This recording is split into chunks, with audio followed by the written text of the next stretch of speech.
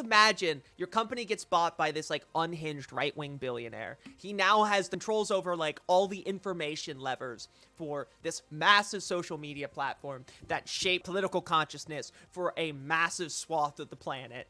And one of the first orders of business is him unshadow banning a right-winger named Cat Turd.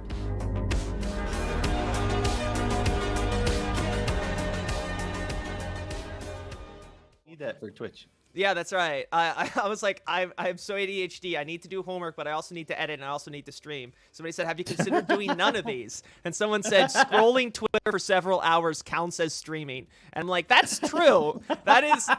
And the Pat Sock that snapped at me, who was like in my community and like just kind of like went mask off and snapped at me. One of his criticisms, like, you just look at Twitter all the time. And I was like, yeah, I do. I talk about. So you're gonna have to find it. You're gonna have to find a new crutch because Twitter's about to just be like nonstop slurs. Yeah, all slurs all the time. Okay, so time. this is getting to what we're going to talk about, right? So I brought you on to talk about kind of the consequences and implications of what's going to happen with Twitter, right? And we have some weird shit going on today too. We have once again the LaRouche people have gone out and attacked Ilhan Omar, which was weird. We had somebody try to kill Nancy Pelosi, who was a groiper, and somebody found like his social media profiles, and Musk buying Twitter. Right, so we'll go through some of those things. But let's start with Twitter, right? Because already within like hours of it being announced, the N-word was trending in the U.S. Yeah, like yes, yeah. So the 4chan op, right? So the N-word was trending with like 100,000 tweets, and all these people were just quote tweeting Elon with the N-word, right? And so we have two types of people here: people quote tweeting Elon with the N-word, and people quote tweeting Elon with redact yourself, stuff violating the terms of service. I guess Elon has said that he's going to unban all accounts. I don't know if he's actually going to follow through on that. I imagine probably not, as the last 3 or 4 unfired people at Twitter just beg him not to do that.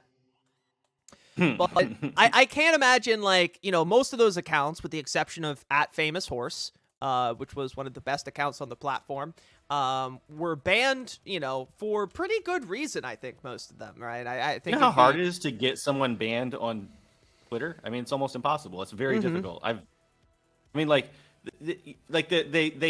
Their customer service or whatever you want to call it,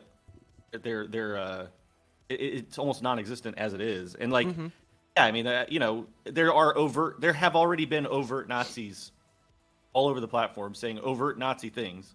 Yeah, and, I mean, and they you don't could get just say banned. whatever you want. Yeah, they don't get banned, and then NAFO people will say the most overtly horrible, racist, like asking for genocide of Romani people and stuff. Yeah. Oh yeah, I remember totally that. Get away with it. And then like the LaRoucheites, they say just horrible, slanderous, disgusting. You know, I mean, like all these little like fascist factions that are like cropping up. They all get away with like overtly, like mass harassment, stalking people, slander. I mean, like you name it. It's already basically an anything goes platform. Yes. You have to be pretty heinous to get banned. And in my experience, the easiest way to get banned is to start a fight with Destiny. And I got banned for one of two reasons. Either because I got mass reported for being a tanky by Destiny fans for saying Destiny said something racist Destiny said was racist, or because I interviewed Carl Zaw and we said China was handling COVID well. So one of those two things got me banned. People have gotten banned for posting out Nazi insignias on Ukrainian uniforms. That doesn't surprise me. I mean, like, we've talked about this a lot, but like Twitter was already pretty well integrated into the intelligence community of the national security state. Twitter already had a lot of high-ranking intelligence operatives in the sorry, what do you even call it? Like in their highest levels of like trust and safety. And same thing with TikTok. And it's like kind of like one of those things now where Musk isn't like an outsider, right? He's the kind of guy who already collaborates with the intelligence state. I mean, like, he's a billionaire. He has certain class interests, and they're going to align largely with the U.S. intelligence state. The only difference is going to be that he is just an open reactionary. And instead of the kind of like classic, like more liberal intelligence kind of people who've been running the show up until now, the liberal technocrats, he's just an open reactionary about everything. And, he's going to bring on all the worst fucking people imaginable back onto the platform. So we have that to look forward to. Yeah. Like what we're seeing is a what did they call it? Like the Unity, the third development, which is like the higher form of the original development. So we're seeing like the higher stage of like 2016 era Twitter, where the alt-right was just like, running rampant with the like, the like bracket, the parentheses to like identify Jewish people. I'm sure that's going to come back. All kinds of harassment of women, like just terrorizing, feminists and all that kind of shit we saw in 2016. So that's going to come back, but in like a higher form, because now it's going to be like explicitly endorsed by ownership, Musk. And then also it's like, in another way you can think of it as like a higher stage return of like the Gilded Age robber barons owning all the newspapers, but this is like a higher form, because like William Randolph Hearst, he owned like a massive amount of newspapers, and he owned like the media, and he was like a reactionary shitbag, and he like overtly pushed his reactionary shit with his journalism. But now it's like if William Randolph Hearst owned not just the newspapers, but also the newspaper stands, and was like monitoring all the conversations that occurred about the newspaper. It's like they own the whole fucking apparatus of discussing ideas now. Right. And so it's like really terrifying. Yeah, and it's even weirder. It's so surreal, because the guy who's now doing this and like ushering in like a complete like extremely right-wing takeover of like the largest media platform in the US is also this like weird, cringy dude. Like, and look at this, and like I'm so he's already laid off like most of the upper level management. So I honestly don't know how Twitter is going to keep functioning. I mean, he laid off the CEO and the CFO. I mean, the CEO, obviously that was going to happen, right? He didn't like Parag. He was very antagonistic to Musk. He helped lead the lawsuit. He completely fucking humiliated Musk in court. Obviously, he was going to be canned, right? They buy out his shares, they kick him out. But he fired like a lot of the heads of trust and safety. He hired or fired a lot of the engineers. It seems like he's purging anyone he kind of thinks might be like liberal or whatever. But like, for example, the first person he fired was the woman who banned Trump, to kind of make it very clear that he was making a political signal, right? And, he said he's going to unban Trump, he's going to unban Project Veritas, he's going to unban, like, all these big right-wing accounts. One of the first things coming in was him literally talking with an account called Cat Turd, that he's like, my first order of business is investigating whether or not you're shadow banned, right? Yeah. But look at this. Priority. Look at this. He straight up fired 2 people so he could make the joke Ligma Johnson. Which is essentially, I'm telling you that this is like, people are going to say, oh, this woke scold is really like stretching this. But like, to me, this is a signal, because I mean, you have like a person of color with a name that they're making, but like, this is a racist joke. It's like a very vague racist joke. The fact that Musk uses this massive platform, like one of the biggest platforms in human history, it can't be real. This is what they decide to signal. Like, there's a lot of subtext with this. Right, and this is bizarre, right? So either this is like a fake story, or he specifically fired 2 people and just fired them, ruined their careers, specifically so he could tweet a dick joke, right? Like, Musk has allegedly fired an entire team of Twitter data engineers, including Rahul Ligma and Daniel Johnson, pictured walking out, right? And this could be a meme that he edited and posted off the screenshot. But it's almost worse if he just made this up. You know what I mean? It is almost worse if he made this up, right? But him just— I guess it's not, because at least he doesn't actually fire 2 people in that. But still, it's like well, I'm sure he laid off an entire team of engineers, right? The question is whether these guys have the last names he says they have or not. because I'm certain he said he was going to lay off like 75% of the company, right? And it's like, just imagine your company gets bought by this like unhinged right-wing billionaire. He now has the controls over like the levers of power, or controls over like all the information levers for this massive social media platform that shapes political consciousness for a massive swath of the planet. And one of the first orders of business is him unshadow banning a right-winger named Cat Turd and firing 2 dudes to make a dick joke. Right? Racist like dick joke. So part of it is Rahul's it's Twitter funny account that said they were laid off from Apple a few months ago. So he probably edited a screenshot of these guys being laid off from Apple. Is that like what is going on here then? This is even weirder. It's not real. It's a setup he's using. It's to flex his shitposting cred. Well, that's almost worse. Like you're saying, that's almost worse that he's like doing this as a staged bit. Like, this is very bizarre. There's definitely like a reason that he chose to do this specific joke. You know what I mean? Right. And like, joke. Well, like, look at all the replies, right? Like, these like a people. power flexing thing. Oh, totally. And like, all the replies are like people using the same fucking memes from like 2016, right? Like the crying woman from the Trump inauguration. Like, all of his replies are like the meme of it. It's like, oh, he's gonna Thanos snap away all the triggered SJWs. Okay, can I just real quickly say it's just so like fascistic that these people are pretending that they care about free speech while they are worshiping one strongman individual who will now have the carte blanche authority to decide who does and who doesn't get censored. Right. It's not about free speech. It's about control. It's about what speech is acceptable and control. Right. Exactly. Yeah. It's about controlling. It's about who has the speech. Right. Yeah. Okay. So apparently these people were just standing in front of Twitter with boxes. So did Elon hire them to do this bit? And like, the first thing he did, this is the guy, Rahul, and the first thing he did when he came in was carry in a sink. Like, the first thing he did upon officially buying it was walk into Twitter HQ with a sink to make the joke, let it sink in, that he owned Twitter.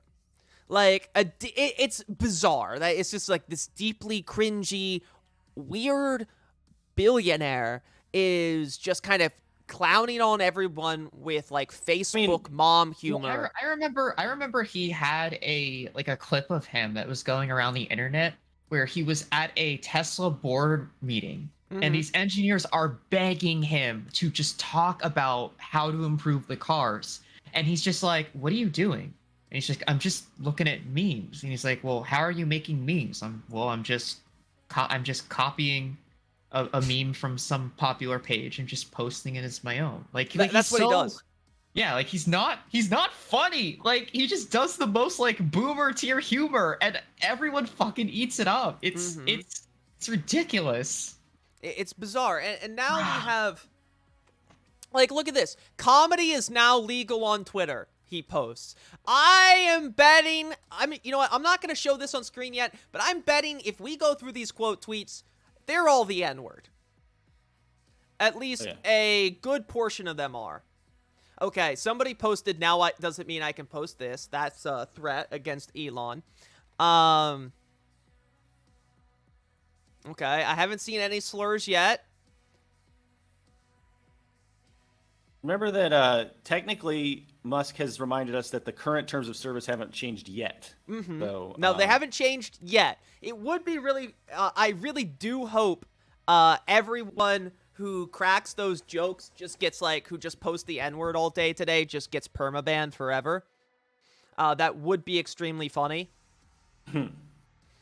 Well, I mean, okay, but it's like, this is so concerning because the reason that all this stuff happening is because of the process of accumulation of capitalism. I mean, if you want to like look at the real root cause of what's going on right now, it's the fact that one human being have so much power. Like, okay, it keeps coming back to freedom of speech, and I'm so tired of people acting like this is going to create more freedom of speech, because, like, Elon Musk is a free speech absolutist, quote unquote, but it's like hilarious to claim. This is not going to create conditions that allow more people to speak their minds. It's going to create conditions in which people who are already marginalized and already Right. have their voices suppressed are going to be even more suppressed, because if they want to stick their neck up over the water now in this new environment, they're going to have to go through, racist slurs, all kinds of veiled threats and attacks, and the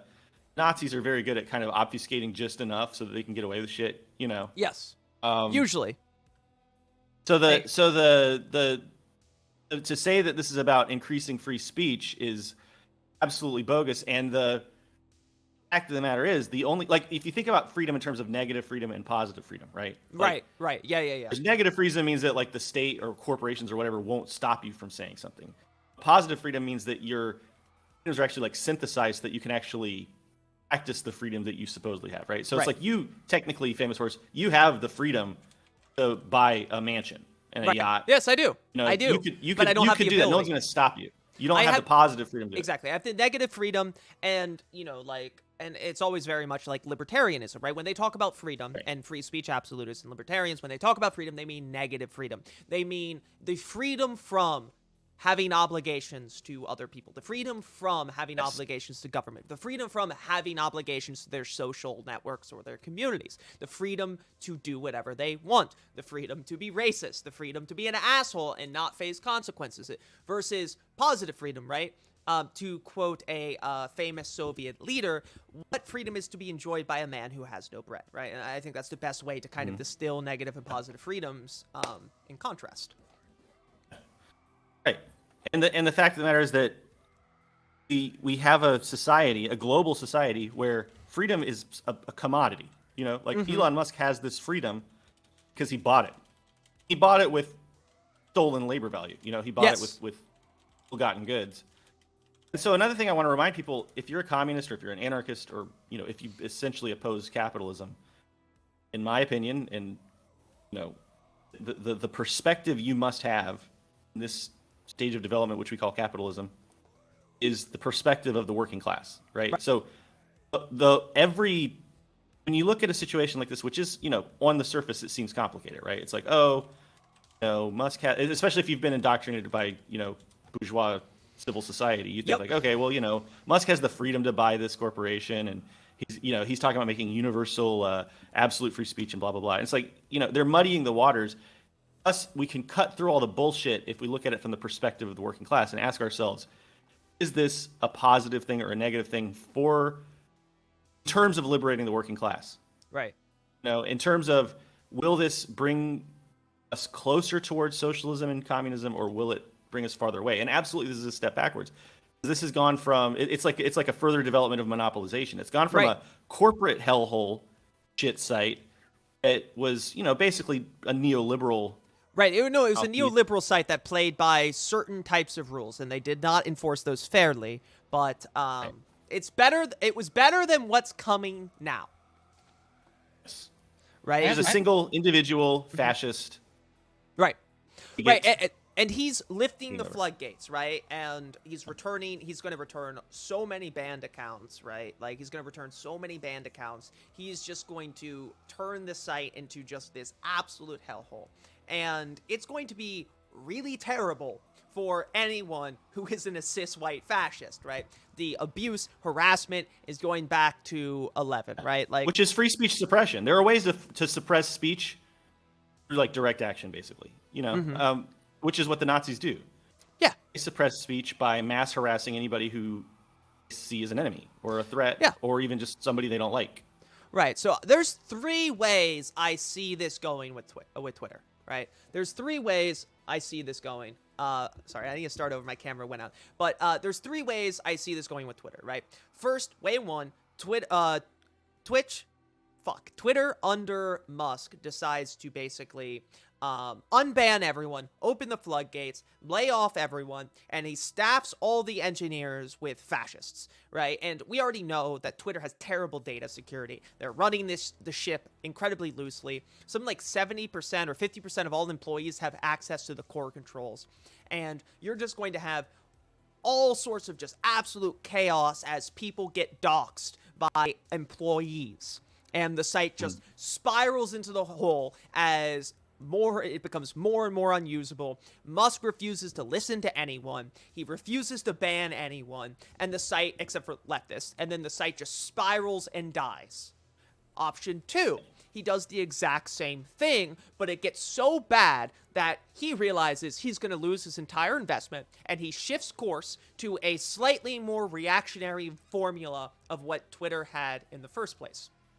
Option 3, he does the same thing as number 1 and number 2, except somehow it never flames out and it just keeps going because he's Elon Musk and somehow he never faces consequences for his actions. So those are the 3 ways I see it going. I think option 1 or 3 are probably the most likely. I just imagine that the site's going to get really bad really quick. It's going to become super unusable. I mean, he's joked about wanting to drive off all the blue check liberals, right? So he's tacitly encouraging people who he's going to be letting back on the platform to just harass all the biggest users off the platform. Hey, Elon, what do you think's going to happen if you let like a bunch of neo-Nazi weeaboos come onto the site and like tell Lizzo or threaten Lizzo over and over again and she leaves? What do you think's going to happen to all Lizzo's fans? What do you think's going to happen if you let these people harass off all the people who bring a lot of eyeballs to the site? Right? People aren't going to want to fucking use it. So he doesn't seem like a guy who's very capable of long-term vision. All he really does is steal the ideas of other people and then implement them and put his name on it. Very similar to Trump in that respect. And I think what Mel was saying about the example where he's in the meeting with the engineers and they're like, please talk about how to fix the cars, and he's just stealing people's memes and posting them on Twitter with his name. That's very indicative of how he does business. That's what he did with Tesla, right? He bought the company and made them sign an agreement to declare him the founder. When he merged his company with PayPal, he made the founder sign an agreement that said he was a founder. When he bought Neuralink, he made them sign paperwork that declared him the founder, right? So he just takes stuff that already exists, slaps his name on it, and gets all the applaud from all of his fanboys. Everything you said was really... So we talk about how Twitter itself as a website is a neoliberal hell. But I've been seeing a large resurgence, and this could just be like my timeline, so I could be completely not seeing it. But I have been seeing pockets of liberals who are literally doing the like Katniss, like Hunger Games, like we must stand firm. We must not leave Twitter. All of the Democrats, all of the libs. We must stay. We must. That's what. We must. Yeah, Luna got a comment to that effect because Luna made a post that was just like, hey, I've already received like death threats. I receive racism on the daily. You know, like I already get all this Nazi shit at me. I'm not sure if I'll stay if things get worse, right? And I'm not advocating for people to fight back, but there are people that are saying that like if we leave we can't let them take Twitter. So what would you say to people that really do believe in that argument? First of all, I think that and liberals. Yeah, I think that it ties in with, first of all, the debate brain, which is that like you can defeat fascism by talking. Actually, that's what Luna's reply to that person that said something on her thread was, in Vietnam, we didn't get rid of fascists by like hanging out with them and arguing with them all the time. We stole their weapons from the Japanese fascists, and we built an army, and we went to literal war with them, and we kicked them the fuck out of our country. Right? Like, we looked at the material conditions, the structure. On Twitter, you have to look at the platform. I mean, when we say material conditions, obviously we're talking about like objective social relations as well. Yeah. Which means, social media has a foundational structure. It has it's not physical in the sense that you can touch it, but the way that it's programmed, the way that it's coded, the way that the social relations are set up with the moderation and all that. Musk has bought it all, which is something you can do in capitalism. He owns it. He can do literally whatever he wants with it, basically. I mean, I guess I don't blame people for believing that they can take a stand and Hunger Games their way through it. But at the end of the day, you're playing by their rules. And I personally, I've been saying since I started one of the first things I talked about a lot on my channel was the internet and how communists and anarchists should relate to the internet. Sure. If you go look at my earliest videos, like probably about 75% of my content was about that. And originally, this was like 2018 or so, I was pushing this platform called Mastodon really hard because Mastodon is I remember that. Yeah, I know Mastodon. Yeah, I've kind of fallen out of favor with Mastodon for a few reasons, and the biggest one though is that because the federated platform part of it is pretty cool in the sense that like it's actually owned by the people who use it, and you can have a lot more like your own moderation. But the problem with Mastodon is it's really just a clone of Twitter. Yes. And with also less functions. and also like right, exactly. Yeah. It's just kind of replicating. It's not trying to develop it. It's just trying to replicate what already exists. And in that sense, I think it's a conservative platform. I think that what we need to think about is what kind of relationship do we as a again, going back to the perspective of the working class, what kind of relationship do we want to have with the internet? And how do we develop the internet to serve the working class revolution that will build socialism, overthrow capitalism, and smash fascism? I don't know. I don't have the answers to that question, but I don't think it's just cloning Facebook or cloning Twitter. And I don't think that I'm not even convinced that like mass social media has much of a role to play in the actual revolutionary activity. Because if you think about it, what are we trying to do? We're trying to organize workers. We're trying to negate these contradictions, right? Twitter being bought by Musk, one of the main points of that, whether Musk even realizes it or not, is to exacerbate the secondary forms of repression, like transphobia, racism, all this shit to try to divide the working class further. I mean, just make shit worse. Yeah, to make the working class less likely to unite together and overthrow capitalism. How do we undo that? I mean, part of it might be, and I know this is a very unpopular opinion, and I know that this isn't even accessible to everybody, especially in the era of COVID.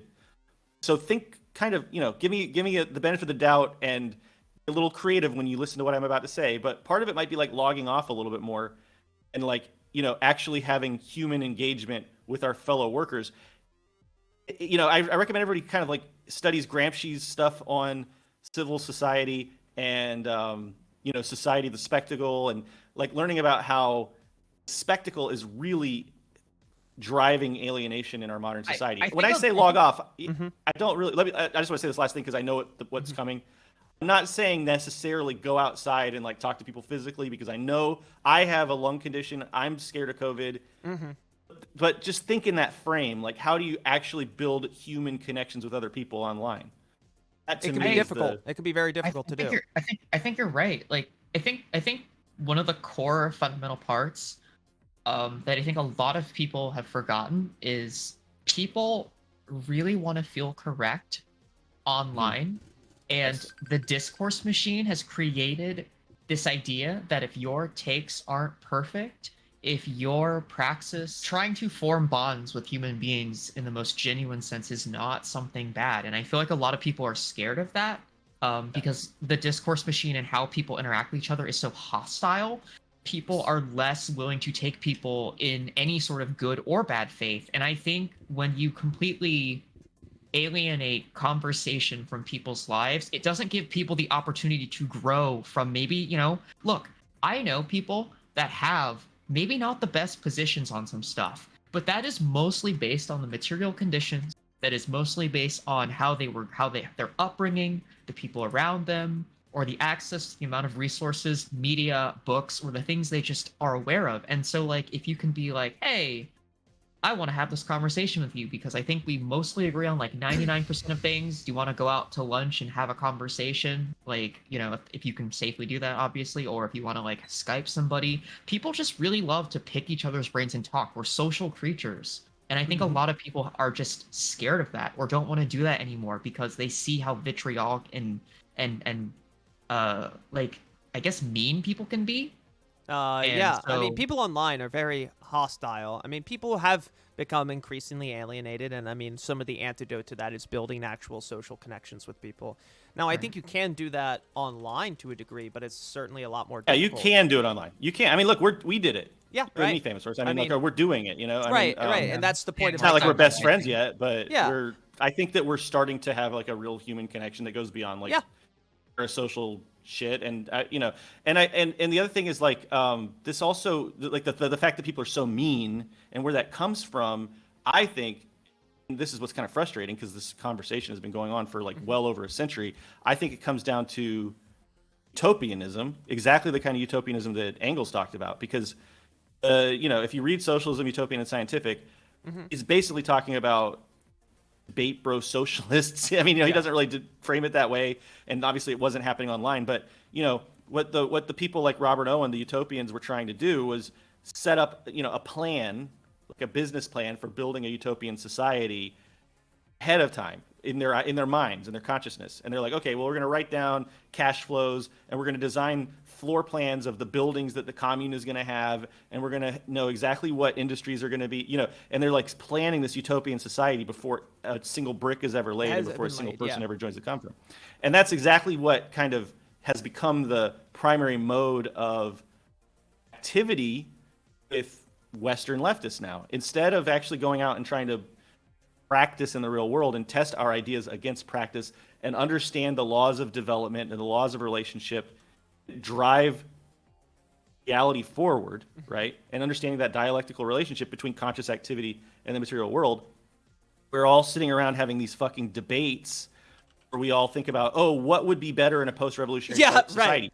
Will Well, like, such and such exist in a communist society? Like, we're having these fucking, and we really invest ourselves in that because it feels like activity, and we think that's how liberals do things, right? I mean, like, that's the whole socialist. I thought being a socialist wasn't being a philosopher king, but everyone wants to be a philosopher king now.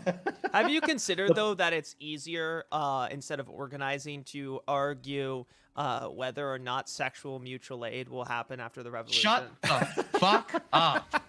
It's simply There's easier. a reason though. There's a reason that cursed discourse it has the aesthetic of activity. Right. No, It has the absolutely. aesthetic of revolution. No. I want to read a comment from your chat because the Matrons of Militia said, I passed out newsletters in my neighborhood yesterday and it was so awkward. And having talked to a lot of, I want to say something because I think that what you did, the Matrons of Militia, is very important, and I want to give you credit for that.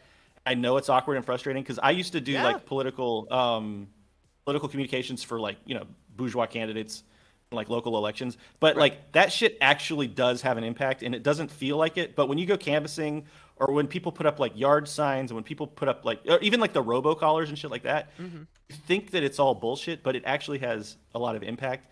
And the thing about it too is that it's very draining. I know that because I've done like door-to-door canvassing as well.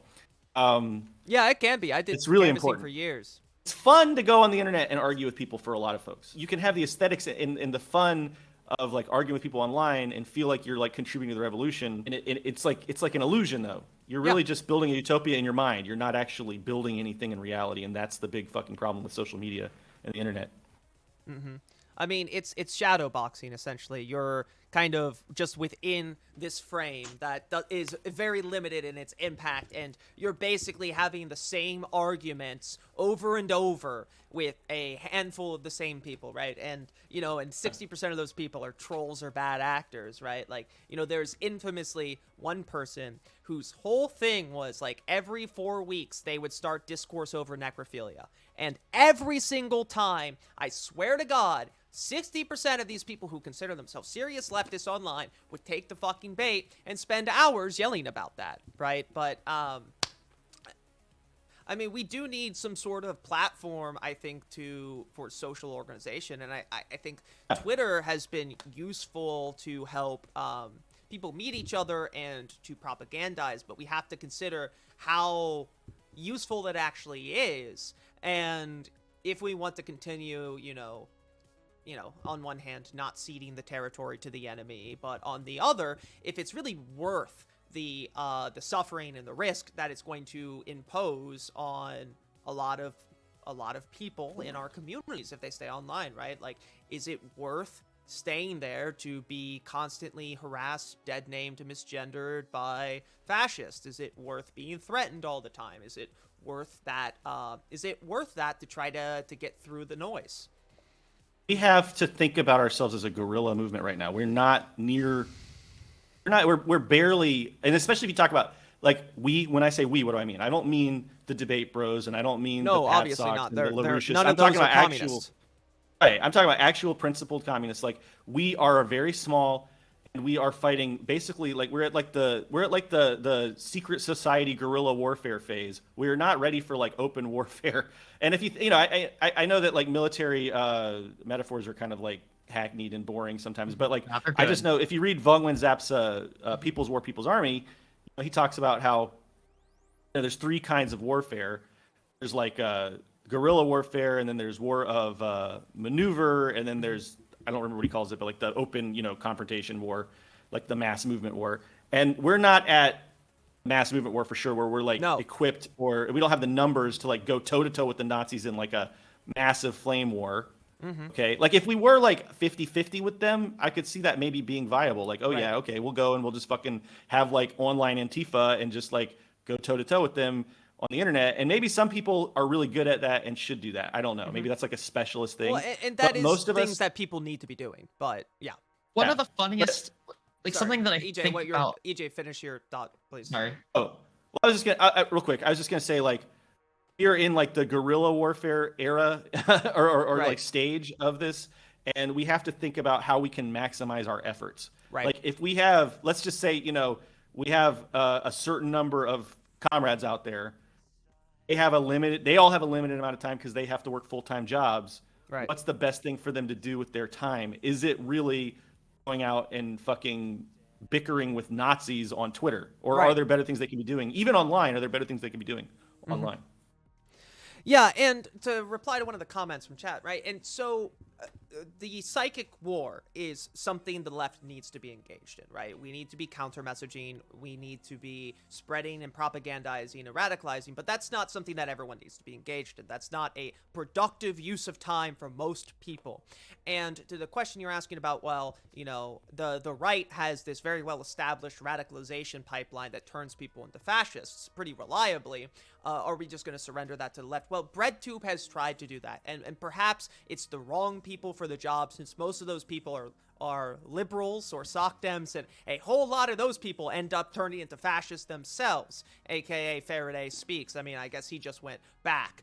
But the thing is, they also have a massive advantage in this sort of ideological war that the left does not have. And let me explain. First off, fascism tends to prey off common sense bigotries, right? Things that are ideological frames that are accepted in some way by people, giving them an easier inroad. And secondly, it seems that the algorithms on most of these sites are biased towards right-wing content. No matter how much the right hues and cries, like, and this is like the imagined victimhood that the right always does, that they're always under attack. You see this with Elon Musk and those people right now. Oh, finally, we're free. Free to do what? Post the N-word and death threats on Twitter. That's what they want to do. Twitter has always been more favorable to the right than it has to the left. YouTube has always been more favorable to the right than it has been to the left. Yes, it bans the worst of them, right? It bans Nick Fuentes, it bans Milo Yiannopoulos when they cross the fucking line. But like, look, Steven Crowder, right? Like, he's basically one step shy of Sig Heiling, and YouTube has bent the terms of service in a knot to keep him on the site because he's profitable. And the thing is, a lot of these right-wing guys that are building this pipeline are very valuable for these sites. They drive a lot of engagement, and ultimately their beliefs don't challenge the power structures in a way that might make these companies uncomfortable. So while people do need to be counter-messaging, do need to be waging psychic war against reactionaries, not everyone. And we have to understand that our efforts are not going to be coming with the same force multiplier that theirs are. So I think when we look at something like BreadTube, right, where we have a lot of these people, Vosh is a good example of someone who positioned himself early on, is I'm going to do, the right-wing skeptic Gamergate thing, except for the left. Well, look where he is 4 years later, right? He's defending empire. He's promoting NATO. He is saying things that is very indistinguishable from a center-right Democrat, with the exception of maybe healthcare and wheat, right? Like, I think we need to reorganize our model on this. All right. Also, as far as like pipeline building goes, it's like, yeah, we do need to be developing the working class and building a pipeline that turns workers into communists. But we can't. We are. So what the fascists have going for them is that they're just developing what already exists, and they're just upholding the regime that already has the power. You know, they're a fake revolution. If you read Black Shirts and Reds, I mean, Parenti goes through and explains how fascism is just like a fake revolution, and it's a lot easier to get people basically on board with like more of the bourgeois civil society, it's a revolution without revolution, right? And for these people, nothing's really changed. It doesn't really. They can literally go out and just post slurs and just be like racist shitheads. That's all they have to do, because the momentum and the system and the structures are already under. They're upholding, exactly the kinds of things that they're trying to just further. We're completely trying to destroy the system. Everything, like literally, the entire world is opposed to us. So what I would recommend, and we can't. I'm not saying. I got to preface this. I'm not saying go and do exactly what they did. Because material conditions for us have changed so much since then. But go back and look at successful revolutions that did overthrow like colonial or capitalist power structures. Like, for instance, in Vietnam, the way they did cadre training. Right. They weren't like when Ho Chi Minh first arrived in Vietnam, there were like 9 of them, and they were like hiding in a fucking cave in a village in the mountains on the border with China. And there were 9 of them, and each one of them went out and found 10 people to teach. And then but they were like people they really trusted, and they taught them deeply like how to form their own cadres. And it's like it started out, and here's the thing too: if you understand the principles of development, if you understand how things develop over time, and if you understand how negation works and shit like that, you realize that the embryonic stage of something is going to have ripple effects throughout the rest of the development. There will be because every stage of development carries forward traces from previous stages of development. Yes. So right now, it's like it sucks in a way because we're so small and we're embryonic and we have very little power, almost no power. But basically, we can look at that in an optimistic way, a revolutionarily optimistic way, by saying we are setting the core, the kernel from which like the entire movement will develop as far as like Western Revolution, and we have an opportunity right now to set it up properly. It's a great privilege and a great responsibility. Yes. If we fuck it up right now, we're toast. Like global climate change and fascism and everything is like coming at us, barreling down at us fast. But if we rise to the challenge and we set it up properly, then we can really change the world. But we have to do it very consciously of how development actually works, and that means, to me, I think, focusing on quality over quantity right now, and finding and developing really strong comrades who have some ideological unity in terms of what we want to build and what we want to achieve, but more so in terms of being willing to get out there and do practice and test our ideas against reality, instead of just fucking bickering and arguing and debating about it, allowing ourselves to be become business partners with Nazis in terms of starting debate shows where we're arguing with them every week for a paycheck. We're actually building things in our communities, whether they're online or offline, structures that will serve as the foundation for development to come. Right. Like one of these. We need to stop engaging in tailism as a whole, right? Like that needs to fucking stop. Opportunism, tailism gets us fucking nowhere. And these people have been trying to do this again and again and again, and it has never worked. You can't be fucking business partners with your enemies, right? That is a recipe for failure. Your Wig made a really good point about so many of these obvious pitfalls could be avoided with proper education on opportunism and tailism. And I would add to that mass line. Like building a dialectical relationship between our core movement and the working class. Like we shouldn't be leading the working class, but we also shouldn't be following the working class. We should be developing alongside them, learning from our fellow workers as we teach them and dismantle the false consciousness which bourgeois civil society has ingrained into them. It's difficult. It's not easy, but there are tried and true techniques for doing it that I think do transcend time in the sense that there are basic strategies that they were using the 1920s, 30s, 40s, 50s, we could use today. We just have to update them for our material conditions and tailor them to our, which is exactly what like everyone did. Like whether you're talking about Ho Chi Minh or anybody that's ever had like a specific a successful revolution, what they had to do was tailor the theory, because everybody always complains about these books are by like old dead white people, like whatever. Well, I mean, We'll read Ho Chi Minh then. Well, like every single major. Ho Chi Minh took those old books and updated them to Vietnam. Yeah, go ahead. Yeah. Right. No, like every major like successful revolution like in Asia, so like Kim Il Sung and Manchukuo and Ho Chi Minh and Mao in China, like they did read all those books and they never like they had their critiques of them and they applied them to the conditions of like what the peasants and like I always think about this all the time is like people get so upset about read book and go outside. I have never seen people get so angry when you just mention, hey, you should just go outside and like talk to the masses a little bit. You should read some books a little bit more. It's not because we think anyone's stupid or we think you're incapable of understanding. It's that if peasants in China in 1910 can read Marx and get that they have a labor relation that they can take back, the average American worker can. Like and I don't want to be a doomer, and I do not think the imperial core is above or below those peasants from 1910 all the way to now.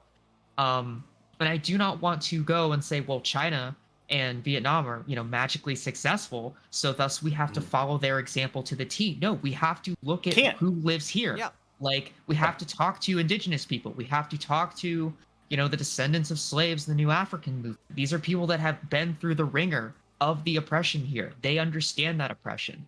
A lot of white folks in the United States do not want to engage with them for whatever reason, and it's so tiring. Like we need unity at this time. We can't fall into this pitfall of fighting all of these fake ideological sectarian battles. It just, I don't know. I'm really optimistic. So maybe if I sound a little bit I don't like to be a doomer, but I genuinely like believe in the chances that like we can change the world. It's not impossible.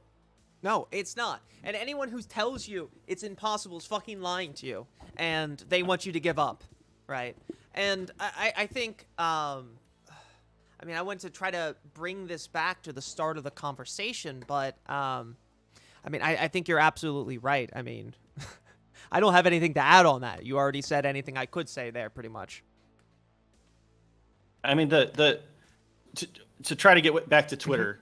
Yeah, I kind of want to answer this question because I think it's really interesting and touches on Twitter. Everything we're talking about. But Subversive History said, what's your opinion on AES revolutions coming from those that were colonized while the U.S. would be a majority colonizer on colonizer conflict? I don't see a lot of unity synthesis between Marxist and First Nation theory. So there's a lot to unpack there, but I just think that this does tie in with everything we're saying. So like, first of all, the USA is a prison of nations. Okay. Yeah. And I think the most revolutionary potential in the USA is not the white male perspective that you're seeing in BreadTube and in Debate Bros and LaRouchists and all this shit. And there's a lot of radical stuff happening with like indigenous people and black folks and trans people.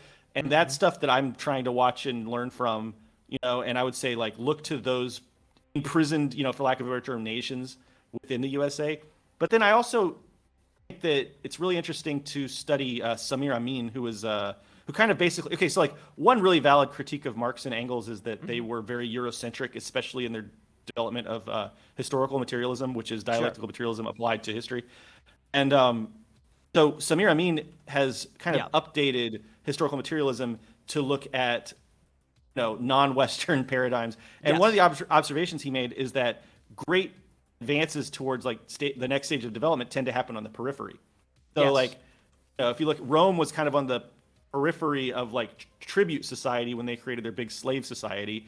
And then like northwest Europe was on the periphery of Rome when they transitioned into feudalism. And then like, the colonies of the USA, or what became the USA in North America were on the periphery of feudalism in Europe when they kind of like developed capitalism into the form we have today. So like, I'm also looking at the peripheries. I'm looking at like South America. I'm looking at Africa. Luna and I just had a conversation with the Communist Party of Kenya that was really interesting. Oh, cool. I know a lot of shit is happening in South America that's really interesting. So there's a lot of like little places where we might want to be paying attention. But here's the thing. This is where I'm getting back to Twitter, I promise. Is what we can do no matter what in the imperial core, whether you're in Europe or the USA or whatever, is make things as build as little resistance as possible for those people, whether they're the imprisoned nations or the people in the imperial core on the periphery who might be bring us to the next stage of development. And we do that by fighting imperialism, fighting the beast that is, the USA, and trying to fight against like the war machine that all the bourgeois nations seem very fixated on building.